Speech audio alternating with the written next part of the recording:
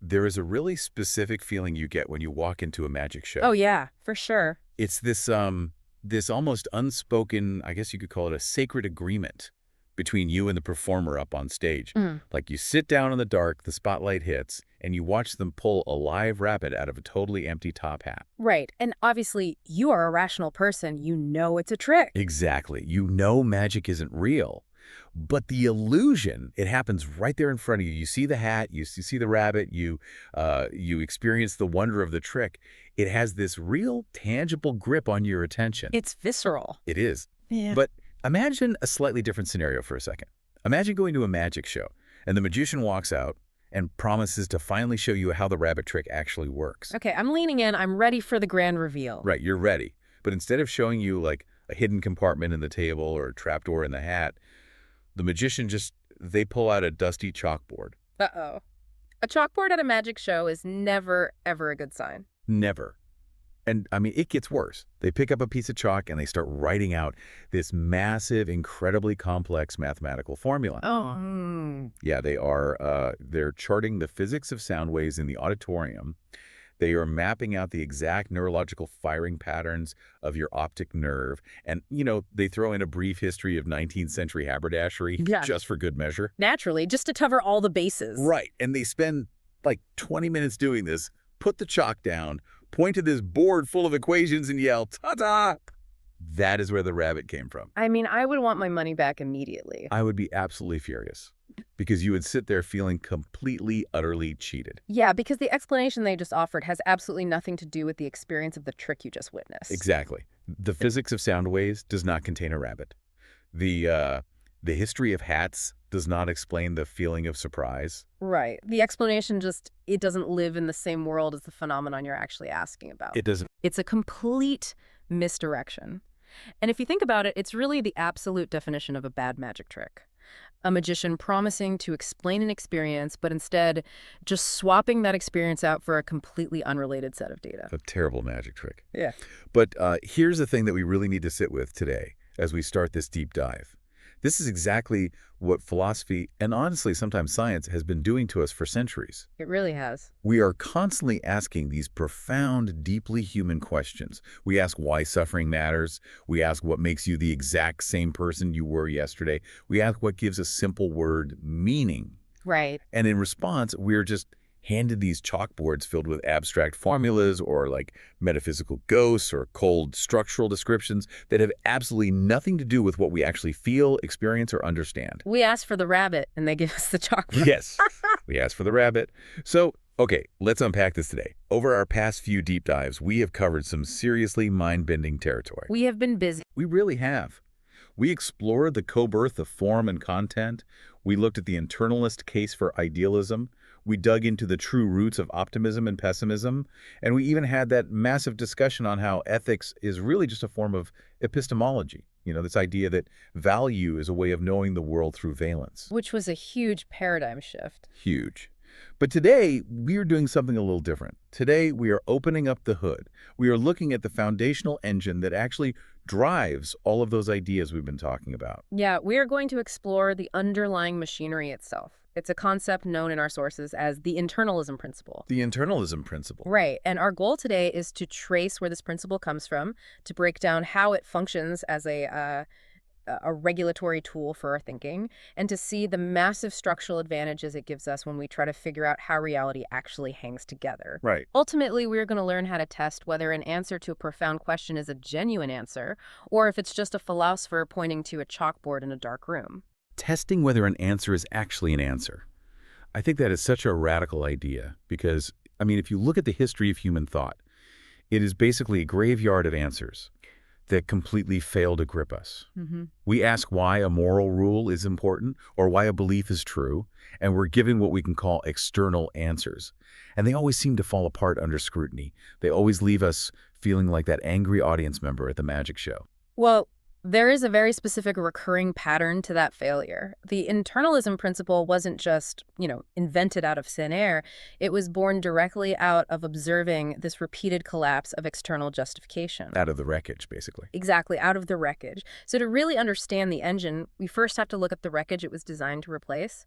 We need to look at three classic philosophical failures, moments in history where we tried to point outside of a phenomenon to explain it and just watch the whole thing crumble. Let's get into the wreckage then. I want to start with a classic that goes all the way back to ancient Greece. Socrates chatting with a guy on the steps of the courthouse. We are talking about Euthyphro's dilemma. Ah, yes, Euthyphro. So exactly what is happening in this dilemma, and why does it break the idea of external answers? Well, the setup is famously framed around theology, but it's fundamentally a puzzle about authority and meaning. So Socrates asks Euthyphro a seemingly simple question about piety or, goodness. Right. He essentially asks, is an action good because the gods command it, or did the gods command it because it is already good? It sounds like a chicken and egg situation at first glance, but it's actually a trap, isn't it? It is absolutely a trap. Let me see if I can map out the two sides of this trap. If you take the first option, the idea that something is good merely because an authority figure commands it, then the concept of goodness becomes entirely arbitrary. Yeah, that is the fatal flaw of the first horn of the dilemma. If the command itself is the only thing that creates the goodness, then the command has no internal direction, no moral compass of its own. It's just raw, naked power. Just power. Right. An all-powerful authority could wake up tomorrow and command that, I don't know, gratuitous cruelty is the highest moral good. And by the logic of that system, it would be. Which feels completely wrong to anyone who has ever experienced cruelty. Yeah. The goodness doesn't actually mean anything intrinsic in that scenario. It's just a label being slapped onto an action by an external boss. It's the cosmic equivalent of a parent saying, "because I said so." It demands obedience, but it doesn't generate actual felt significance. It cannot generate significance because power is not the same thing as value. They're totally different categories. Right. So most people, realizing how arbitrary that is, instinctively jump to the second option. They say, no, the authority commands it because the action is already good. But the moment you do that, you've sprung the other side of the trap. Exactly. Because if the action is already good, then the external command is no longer the true source of the goodness. The goodness exists prior to the command. Yes. The authority is just recognizing a value that is already there. Which means the external authority has completely failed to manufacture the internal significance. You cannot just paste an external command onto reality and expect it to generate meaningful goodness out of thin air. You can't. Euthyphro is the ultimate historical realization that external authority cannot manufacture internal significance. When you try to point to an external command to explain why something truly matters, you haven't actually answered the question. You just pushed it one step further away. Right, because then you have to ask, well, what makes that command matter? And you can't just point to another external command, or you end up in an endless loop. The external justification keeps writing checks that it refuses to cash. It claims to explain why we should care, but it offers nothing that actually produces care. And that realization that you cannot just push the explanation outside the phenomenon leads directly into the second major historical failure. We see this play out when we try to use logic and reason to justify any claim or belief. This would be the famous trilemma, Agrippa's trilemma. I have always thought of this one as the philosophical equivalent of a toddler who just learned the word why. It is a devastatingly effective toddler. Agrippa pointed out a structural nightmare in how we try to prove things. When you try to justify any belief using external reasons, you only ever have three options, and traditional philosophy struggles desperately with all of them. Okay, let's hear. The first option is that your reasons regress infinitely. Meaning you say belief A is true because of reason B, but then you have to prove B, so you say it's true because of C, and C requires D. And this goes on forever. Right. The toddler asks why until the heat death of the universe. Exactly. And if the chain goes on forever, nothing is ever actually anchored. The explanation just continuously defers itself, meaning the original belief is never fully justified. It's like a building with an infinitely long foundation that never actually hits bedrock. It just hangs in the air. Okay, so infinite regress fails, nothing gets grounded. What is the second option? The second option is that the chain of reasons eventually circles back on itself. So A is true because of B is true because of C, and C is true because of A. Circular logic. I always picture this like Trying to learn a new language using a dictionary written entirely in that exact same language. That's a good analogy. Right. You look up a word, and it defines it using 3 other words you don't know. You look those up, and eventually they use the first word to define themselves. You can run around that circle for the rest of your life, but you will never actually understand what anything means because the loop assumes the very thing it's trying to prove. It completely presupposes its own conclusion. So if an endless chain fails and a closed loop fails, traditional philosophy is backed into a corner. So what's the third option? The third, and perhaps most frustrating option is you just stop arbitrarily.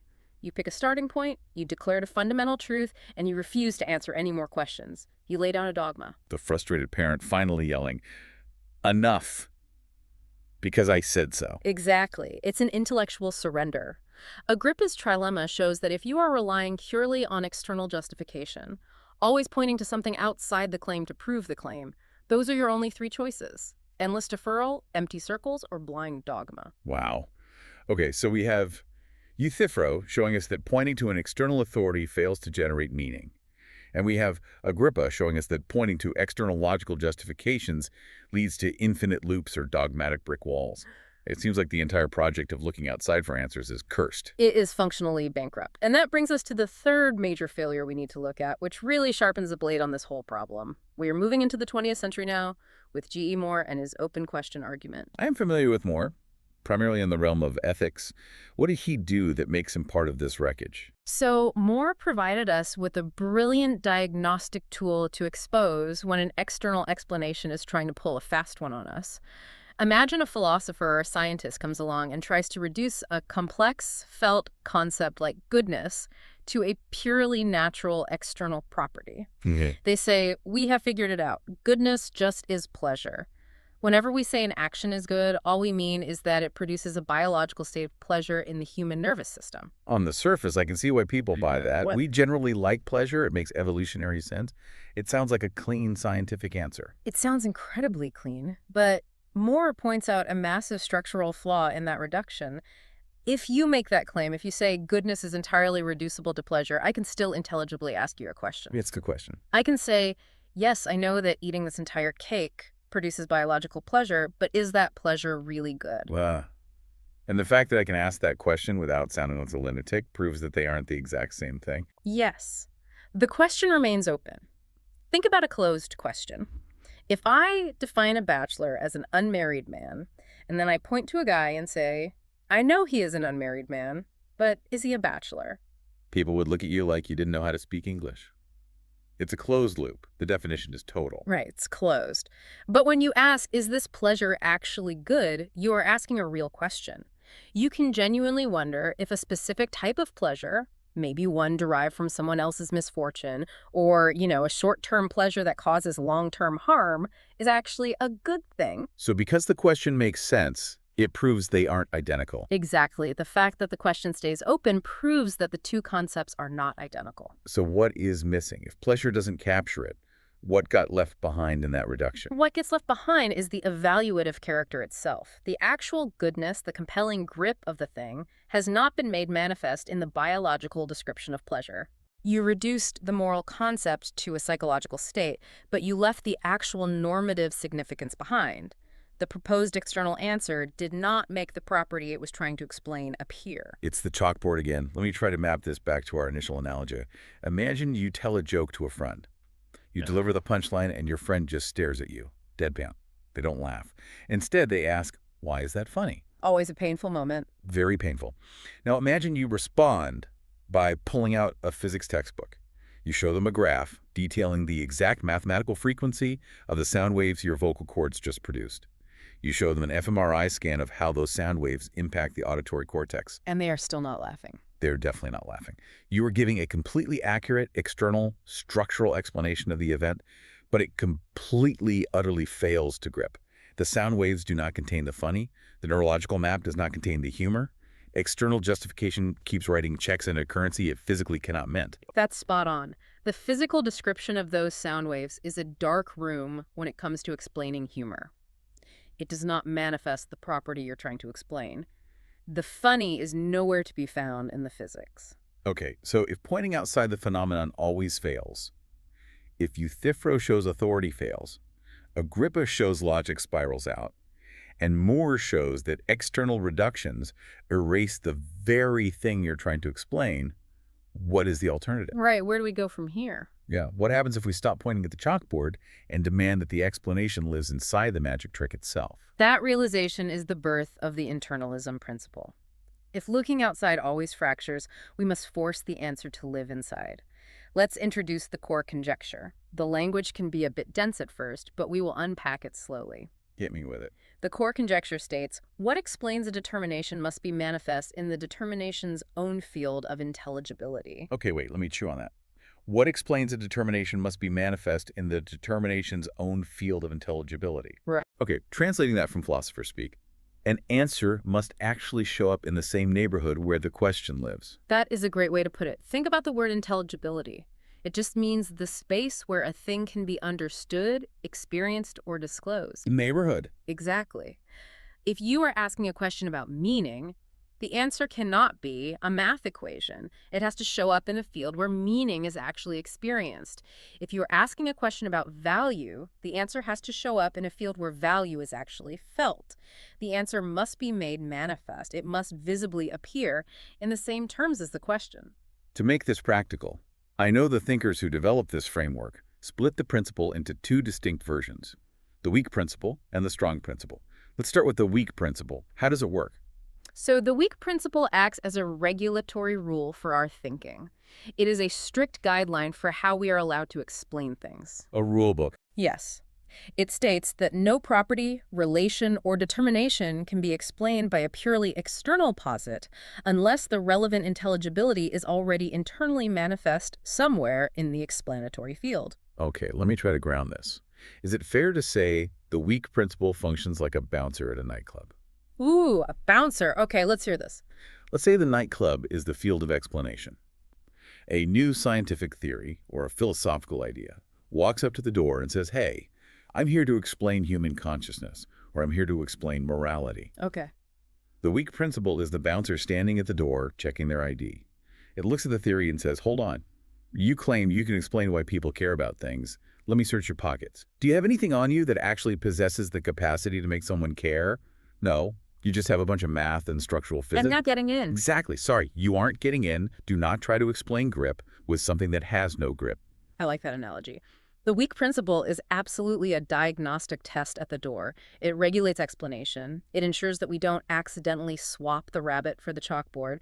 It demands that whatever you are using to explain a phenomenon must actually possess the qualitative nature of that phenomenon. So that is the weak principle. It regulates the answers. Yeah. But then we have the strong principle. And from what I understand, this is where things get significantly heavier. Oh, yeah. The strong principle takes that regulatory test and scales it up into a profound claim about reality itself. The strong principle argues that determinacy itself is internal. Determinacy, meaning the fact that anything exists as a specific defined thing. Yes. To be anything specific, to be a rock, to be a thought, to be a feeling, to be a microphone, is already to be formed, contrasted, and manifest within a field of possible distinction. You cannot be a specific something in a total vacuum. Hold on, let me think about that. You were saying that in order for a thing to just exist as a specific thing, it has to stand out against a background.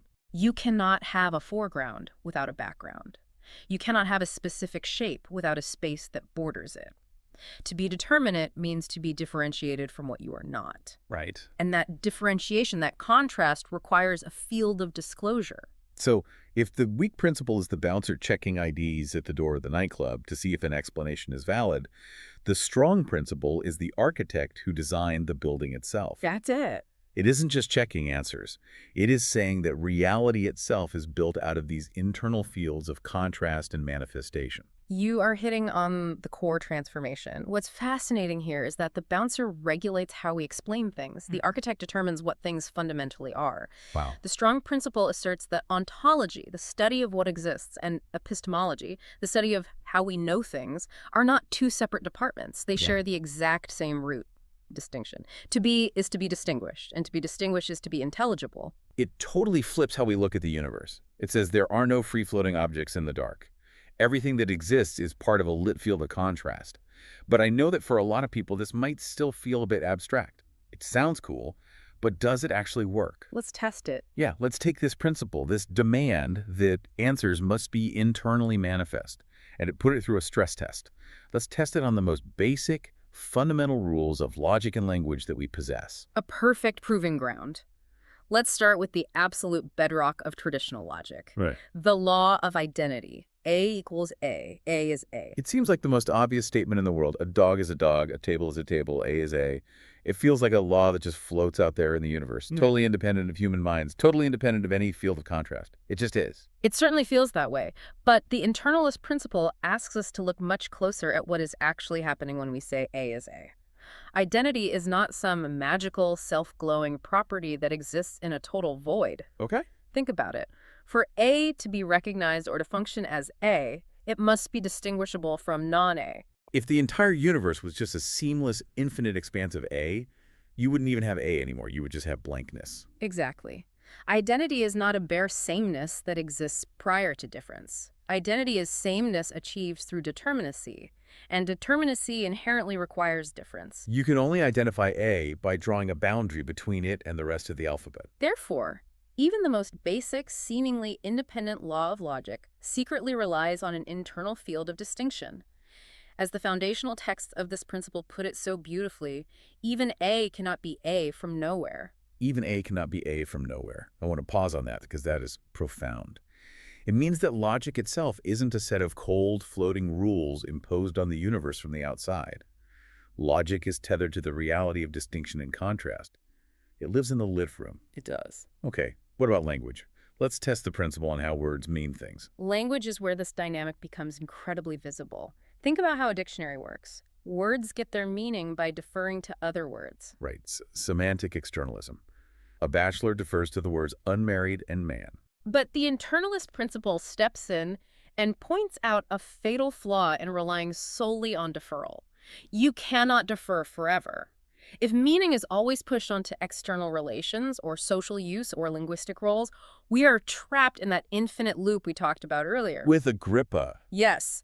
We can always ask why any of those complex social relations mean this specific thing rather than that specific thing. We are back to Agrippa's circular dictionary.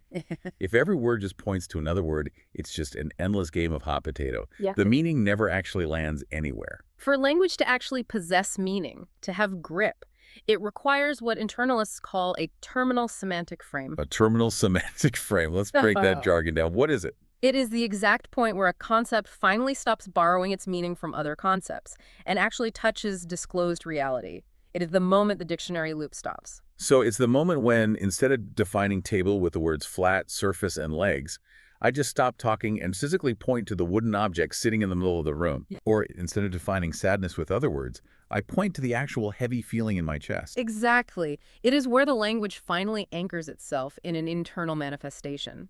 A terminal concept isn't a failure of language. It isn't where thought just gets exhausted and gives up. It is where thought actually makes contact. Wow. Meaning is the stabilization of difference inside a field of disclosure. Without that terminal contact, language is just a complex geometry of empty symbols. So if we cannot defer meaning forever in language, and we cannot defer justification forever in logic, we also cannot allow scientific or philosophical reductions to defer meaning forever. And this brings us back to G.E. Moore's open question. But now, armed with the internalism principle, we can turn that question into a universal weapon. A universal diagnostic tool. It means that whenever someone comes up to you, whether they're a neuroscientist, politician, or a philosopher, and says, hey, I figured it out, this complex thing X is actually just this simple thing Y. Internalism demands that we ask one very specific, unforgiving question. Does Y make X manifest? Let's test that out. Let's take the open question out of the narrow field of ethics and apply it to the entirety of reality. Let's look at one of the biggest, most contentious debates in modern science and philosophy, the hard problem of consciousness. Perfect test case. So a strict physicalist comes along and says, we have solved it. Consciousness is just brain activity. Your feeling of profound love or your vivid experience of seeing the color red is literally just a specific pattern of neurons firing in your cortex, nothing more. And internalism steps in, acts as the bouncer, and asks the diagnostic question. Is the feeling of consciousness the actual qualitative first-person experience of red, Or the agonizing ache of grief manifest in the physical, third-person description of the neurons firing. Okay, so you're asking. If I give you a perfect atomic level map of every single electrochemical reaction happening in the brain, does the feeling show up anywhere in that map? And the obvious answer is no. You can study an fMRI scan of a brain experiencing a stubbed toe for 1,000 years, and the scan itself will never look like a stubbed toe. It will never feel like pain. The phenomenon, the actual experience you were trying to explain, has vanished entirely from the explanation. Right. And if the feeling is not manifest in the physical description, then the question remains wide open. You can still intelligibly ask, yes, I know these C fibers are firing, but why does it feel like agony? The reduction fails. The external reduction has failed the weak principle test. The physical description is a dark room. Now, let me stop you there, because I know exactly what the scientifically minded listener is thinking right now. They're thinking, wait a minute. Are you saying science is bad? Are you saying reductionism is false? No, absolutely not. Because science reduces things all the time, incredibly successfully. What about reducing heat to molecular motion? Science tells us that heat just is the kinetic energy of molecules bouncing around, and that works perfectly. Doesn't that prove that external reduction is valid? That is the crucial distinction we have to make, and it is where internalism shows its true sophistication. Internalism is not anti-science, and it is not anti-reduction.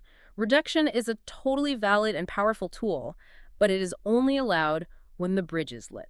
When the bridge is lit, walk me through that. Why is the bridge lit for heat but out for consciousness? It comes down to what is actually manifest.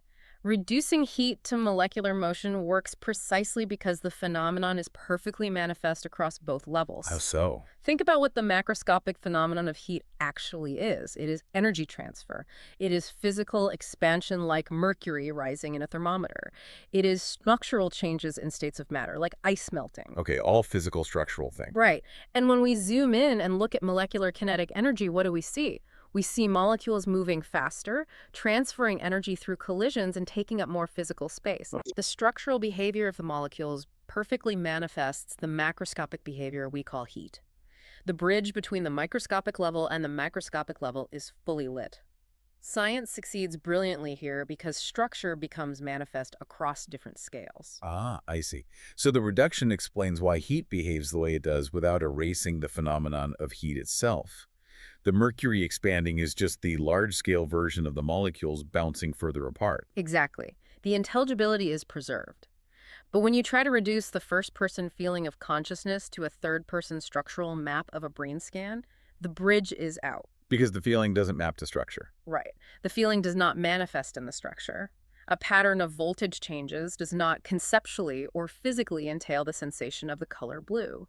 As the internalist literature points out so sharply, a reduction that loses the phenomenon is not an explanation. It is a substitution. You swap the rabbit for the chalkboard. You didn't explain the magic trick. You just changed the subject to physics. You change the subject entirely. This is incredibly clarifying. We now have this universal diagnostic tool. We demand that answers actually manifest the phenomena they claim to explain. No more bad magic tricks. No more chalkboards. Yeah, more chalkboards. So, armed with this engine, we can now see the massive, sweeping advantages this principle gives to anyone trying to navigate reality. By adopting this internalist stance, it completely reorganizes how we approach the biggest questions in life. Our sources identify a series of major structural advantages, pillars of this new architecture. Let's explore how this actually changes things on the ground. The first major shift is a profound unification of our problems. If you take a standard philosophy course, you are usually taught a series of completely disconnected, frustrating puzzles. Oh, tell me about it. There is the Euthyphro dilemma in theology. There is the hard problem of consciousness in the philosophy of mind. There is the problem of personal identity over time in metaphysics. There is the threat of nihilism in existentialism. It feels like playing a giant game of intellectual whack-a-mole. You solve one paradox, and another one pops up in a completely different department. But internalism reveals that these aren't separate puzzles at all. They are all the exact same fracture. In every single case, the puzzle is artificially created by asking an external explanation to produce internal grip. Wow. We are constantly trying to use a dark room to explain a lit space. Euthyphro tries to use external power to explain internal value. Physicalism tries to use external structure to explain internal feeling. Once you see the single fracture, you do not have to solve 100 different puzzles. You just have to stop making the exact same architectural mistake. That is incredibly efficient. It cleans up the messy desk of philosophy, which naturally leads to another huge advantage. We finally get safe places to stop asking questions. We avoid the trap of dogmatism. We talked earlier about Agrippa's trilemma, the nightmare of the endless loop, the infinite regress, or the arbitrary dogma of because I said so. Internalism gives us safe, legitimate stopping points. We stop where the phenomenon answers back. We stop where the answer is internally manifest. Exactly. We avoid endless regress without resorting to blind dogma. For instance, if you ask, why does extreme physical pain matter? I don't have to point to a cosmic rulebook floating in the sky, which would be dogma. All right. And I don't have to keep digging into infinite evolutionary explanations, which would be regress. I stop at the pain itself. Because the mattering, the intense aversion, the urgent, undeniable need for the pain to stop is manifest right there in the experience of the pain. It answers back. The explanation terminates legitimately in the disclosure itself. The pain contains its own answer. That makes so much sense. But this raises a really tricky question about objectivity. Let's hear it. If we are stopping at internal manifestation, if we are relying on fields of disclosure and experience, doesn't that ruin objectivity? For a long time, philosophy and science have chased what the philosopher Thomas Nagel famously called the view from nowhere. Right, the view from nowhere. The idea that to be truly objective, you have to strip away all perspective, all human experience, and look at the universe from a detached, perfectly neutral outside vantage point. It is a very seductive idea. But the internalist principle argues that it is an impossible fiction, because, as we discussed with the strong principle, being determinate requires a field of distinction. There is no nowhere. To see anything, to distinguish anything, you must be situated somewhere. So does internalism just give up on objectivity? Do we just descend into my truth and your truth? Not at all. Internalism redefines objectivity to make it actually achievable. It replaces the impossible view from nowhere with what we call disciplined situatedness. Disciplined situatedness. Okay, we need to unpack that. Think of it like map making. You cannot map a mountain by floating in a void outside the universe. You map a mountain by taking photographs from the north, the south, the east, and the west. Okay, from different grounded points. Right. You are always looking from a specific situated perspective. But objectivity is found in the discipline of comparing those perspectives, finding the invariance, the stability, and correcting errors across those multiple fields of disclosure. Objectivity isn't the absence of perspective. It is the rigorous coordination of perspectives to find what is structurally stable. I love that. It grounds objectivity in reality rather than fantasy. You don't have to pretend you are a god outside the universe to be objective. You just have to be a really disciplined surveyor inside the universe. Precisely. Okay, let's move to another massive advantage. I know we touched on this heavily in a previous deep dive, but we have to mention how this principle completely transforms ethics. It gives us what we might call ethics without furniture. Yes. When people try to build ethical systems to explain right and wrong, they often feel this desperate need to invent invisible moral furniture to fill the universe. Furniture. Yeah, they imagine magical moral objects, cosmic laws of goodness etched into the fabric of space-time, objective values floating in some platonic realm that we somehow magically interact with. Because the fear is, if there isn't a literal cosmic rule book out there, then nothing matters. Morality is just an illusion, and we all descend into chaos. If it isn't written in the stars, murder is okay. But internalism provides ethics with real contact without needing to invent any of that magical furniture. It points out that negative valence, the actual lived phenomenal experience of suffering, supplies internal direction naturally. Right, this is the valence epistemology we explored before. Suffering isn't just a neutral physical event that a cosmic rulebook later slaps a bad label onto. Exactly. Suffering is internally averse to itself. It inherently says, no, stop, pull away. The directionality is built into the feeling. You don't need a ghost to tell you a fire burns, and you don't need a floating platonic form to tell you that agony is something to be avoided. Evaluation is not description plus decoration. It is description with direction. The badness is manifest in the field of the pain. You are untethering morality from impossible external demands and grounding it right here in actual life. And speaking of ghosts, that leads perfectly into another profound advantage of this principle.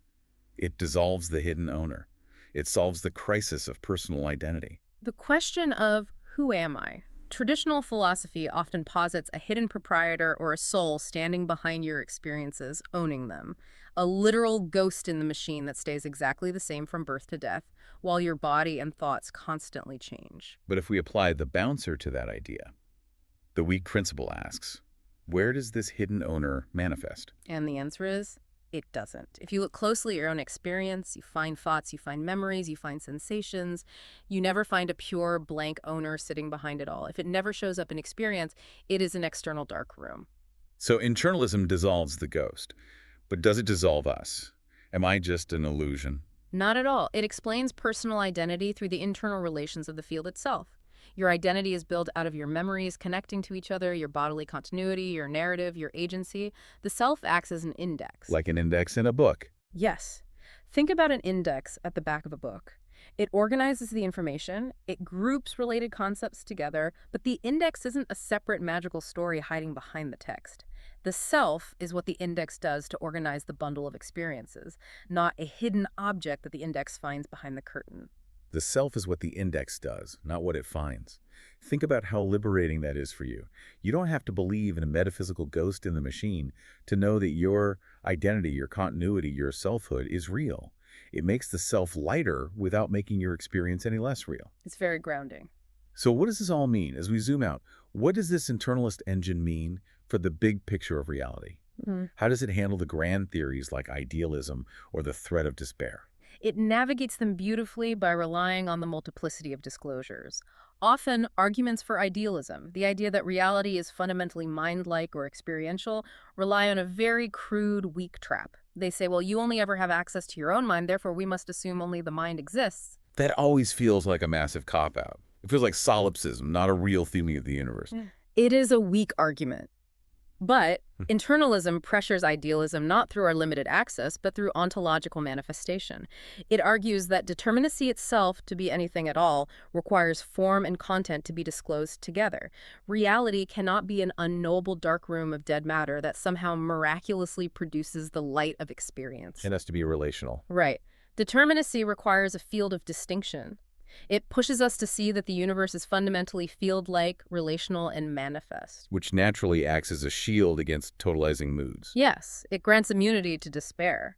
When people look at the intense suffering in the world or the vast, seemingly cold emptiness of the cosmos, it is very easy to fall into a totalizing mood of pessimism or nihilism. Sure. Pessimism wants to take the reality of suffering and say, therefore, the whole universe is a tragedy. Nihilism wants to take the silence of the void and say, therefore, everything is blank, nothingness. They take one localized experience and try to ventriloquize the entire universe with it. But internalism demands that every disclosure be understood according to its own internal structure. Suffering absolutely objects. It is real, it is terrible, and it demands mitigation. But suffering does not get to erase beauty. It does not get to dictate the intrinsic meaning of joy. No single abstraction gets to impersonate the whole cosmos.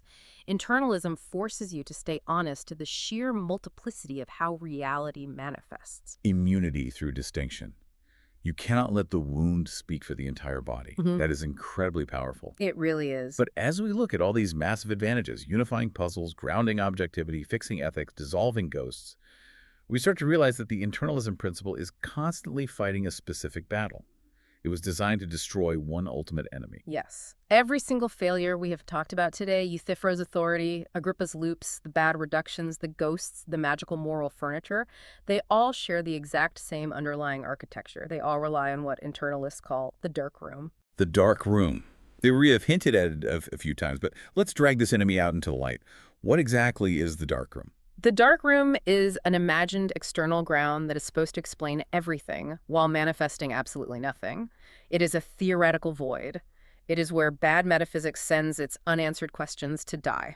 Give me some concrete examples of what people put in the dark room. The concept of pure matter in itself, completely devoid of any qualitative experience, yet somehow magically tasked with generating consciousness, that is a dark room. Okay. A hidden, unknowable God whose reasons are completely beyond human comprehension, yet dictating all our moral laws. That is a dark room.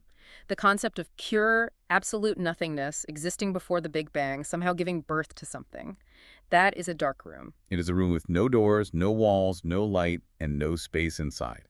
You cannot derive a lit world from that. You cannot pull a rabbit out of a hat if the hat fundamentally does not exist. You cannot. And the most insidious version of the darkroom, the one that infects modern thought the most, is nihilism itself. Nihilism claims to be the ultimate hard-nosed truth, that underneath all our human illusions, there is just blank, meaningless nothingness. But internalism points out that even nihilism cheats. Wait, how does nihilism cheat? Because to even conceive of nothingness, you have to borrow the conceptual tools of somethingness. You need the light of contrast, negation, and absence to even declare that the darkness exists. As the internalist texts argue so brilliantly, pure nothingness is somethingness under erasure. Somethingness under erasure. Yeah. That is a staggering visual. It is like taking a beautifully drawn picture, taking a pencil eraser, rubbing out all the graphite until the page is blank, and then declaring that the blankness was the foundation of the picture. Great analogy. But you are still holding the paper. You are still relying on the structure of the page to hold the emptiness. Exactly. You are taking the litter room of experience, forcefully erasing the contents, and then pretending the resulting conceptual blankness is the ultimate foundation of reality. You are declaring darkness by secretly borrowing light. The darkroom is a structural impossibility pretending to be a profound truth. Okay, I am fully with you on destroying the dark room. But let me push back one final time because I want to make sure we aren't throwing the baby out with the bathwater here. Go ahead. If we demand that everything be manifest, if we demand that every answer lives in the lid room, aren't we destroying mystery? I mean, life is deeply mysterious. The universe is full of the unknown. Does internalism demand that we understand everything perfectly right now with no shadows allowed? That is a vital distinction to make. Internalism allows absolutely 100% for mystery, but it violently rejects darkness. What is the structural difference between mystery and darkness? Mystery is depth within manifestation. Think about looking into the ocean. You stand on the shore, you can see the water, you can feel the currents, you can see the light refracting near the surface. But you cannot see all the way to the bottom. Because it's too deep. Right. It is too deep. There are things we do not fully understand yet, complex structures, emergent properties, vast depths. But those depths are continuous with what is manifest. They are part of the ocean. Okay. Darkness, on the other hand, is an absolute absence that pretends to ground manifestation. It is saying the ocean only exists because there is a dry, invisible desert that sits completely outside of reality, secretly generating the water. Mystery is depth within the lit room. Darkness is a void pretending to be a foundation. That makes perfect sense. The unknown is just the part of the field we haven't mapped yet, not a completely different universe. But what about brute facts? Aren't there just things in the universe that just are? Things that have no deeper explanation, like the speed of light or the specific mass of an electron. Don't we just have to accept some things without them being internally manifest answers? Yes, there are absolutely brute facts. The universe is not obligated to explain every single detail of its existence to us. But there is a massive difference between a brute fact and a brute answer. There are no brute answers that never answer. Break that down. What is a brute answer? A brute fact is where an explanation legitimately stops. It is the bedrock of the manifest field. The speed of light just is what it is. Right. But if someone proposes a brute fact as an explanation for why something else matters or means or belongs, then that proposed fact must still be manifest in a way that connects to the question. Give me an example. If you ask, why do I feel pain? And a physicalist says, well, consciousness is just a brute fact of these unfeeling particles. You have not given a brute answer. You have given an explanatory refusal. You have pointed to a chalkboard. Because the particles don't manifest the feeling. Exactly. An answer that cannot, in principle, manifest as an answer is indistinguishable from having no answer at all. As the guiding rule of this principle dictates, externalism either internalizes or evaporates. Externalism either internalizes or evaporates. If your proposed answer does not eventually become part of the lit room, if it doesn't manifest the grip it claims to explain, it just vanishes into thin air, it is not an answer. It is a bad magic trick. That's right. Pulling this all together, we realize that internalism isn't just a clever theory. It isn't just a debate tactic for philosophy grad students. It is a profound, unyielding demand that reality be intelligible. It is a demand that we stop accepting misdirection. It is, at its core, the ultimate demand for philosophical honesty. So let's synthesize this journey we have been on today. We started with the sheer frustration of external answers that write bad checks. We watched Euthyphro, Agrippa, and more show us that relying on arbitrary authority, endless logical regress, and blind reduction always fails to grip us. Mhm. We discovered the core conjecture, that answers must live exactly where questions live. And we learned how to use the weak principle as a bouncer, rigorously testing whether scientific and philosophical theories actually manifest what they claim to explain. We explored the strong principle as an architect, understanding that the very fabric of determinacy to exist at all requires a field of distinction. We saw how this framework unifies our deepest puzzles, secures a real situated objectivity, grounds our ethics in the undeniable reality of suffering, and dissolves the illusory ghosts in our machines. And finally, we eradicated the darkroom. We realized that nothingness is just a shadow cast by somethingness, and that while the universe is full of profound, beautiful mystery, it is not built on a foundation of absolute, unknowable darkness. The most crucial thing to walk away with is that internalism is not a retreat into subjectivity. It is not a comforting, soft mood that tells us whatever we feel is true. It is a rigorous, demanding discipline. It simply states that if something is going to claim to be an answer, it must be able to appear as one. In principle, answers must be manifest. Answers must be manifest. So, I want to leave you with a final, lingering thought to explore on your own. We have spent this deep dive talking about the cosmos, about the foundations of logic, about grand philosophical architecture. But I want you to bring this right down to the ground. Look at your own life. Yeah. Look at your deepest, most held beliefs about what constitutes success, or what makes a good person, or what you're supposed to be doing with your future. Think about it. How many of those core beliefs are currently being justified by a dark room? That's a great question. How many of your goals are based on a purely external expectation, or a societal abstraction, or a mental rulebook that you have never actually felt or witnessed, manifesting any real internal grip in your own lived experience? If you take those beliefs and you drag them out of the dark room and force them into the light of internal manifestation, do they survive? Do they actually hold up and answer back? Or were they just a bad magic trick all along, something for you to mull over until next time?